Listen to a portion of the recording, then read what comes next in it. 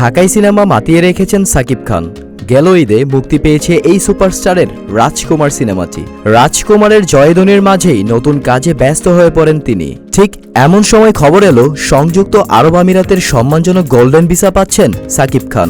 গত শনিবার তথ্যটি নিশ্চিত করেছেন নির্মাতা প্রযোজক অনন্য মামুন। মামুন জানান, ইতিমধ্যে আরব আমিরাতের সংস্কৃতি মন্ত্রণালয় থেকে ক্রিয়েটিভ কালচার ক্যাটাগরিতে গোল্ডেন ভিসার রিকমেন্ডেশন পেয়েছেন সাকিব। এখন কেবল সেটা রিসিভ করে আনা বাকি। অনন্য মামুনের কথায়, এতদিন সাকিব ভাই ট্যুরিস্ট ভিসায় আমিরাতে যেতেন, তবে আগামীতে তিনি গোল্ডেন ভিসায় যাবেন। রিকমেন্ডেশন চলে এসেছে, এখন শুধু রিসিভ করা বাকি। এটা সত্যি একটা বড় ব্যাপার। ভারতীয় সিনেমার বড় তারকারা এই ভিসা পেয়েছেন, অথচ আমি যখন আমিরাতের মন্ত্রণালয়ে গিয়েছিলাম তারা এটাও জানে না যে আমাদের সিনেমা ইন্ডাস্ট্রি আছে। যাক, শেষ পর্যন্ত যাচাই বাছাই করে তারা সাকিব ভাইকে গোল্ডেন ভিসা দিচ্ছে, এটাই আনন্দের।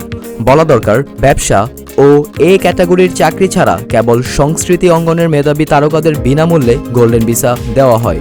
দীর্ঘমেয়াদী এই ভিসার মাধ্যমে আমিরাতে গিয়ে থাকা, ভ্রমণ, কাজ, এমনকি পড়াশোনাও করা যায়। বলিউডের শাহরুখ খান, সঞ্জয় দত্ত সহ অনেক তারকা গোল্ডেন ভিসা পেয়েছেন, তবে বাংলাদেশি হিসেবে সাকিব খানই প্রথম দেশটির পক্ষ থেকে এমন সুযোগ পাচ্ছেন।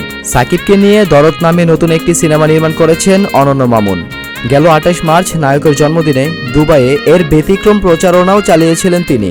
আগামীতে আরও চমক অপেক্ষা করছে বলেও জানালেন মামুন। তবে সিনেমাটি কবে নাগাদ মুক্তি পাবে সেটা এখনও খোলাসা করেননি তিনি। দরদকে বলা হচ্ছে প্যান ইন্ডিয়ান বাংলাদেশি সিনেমা।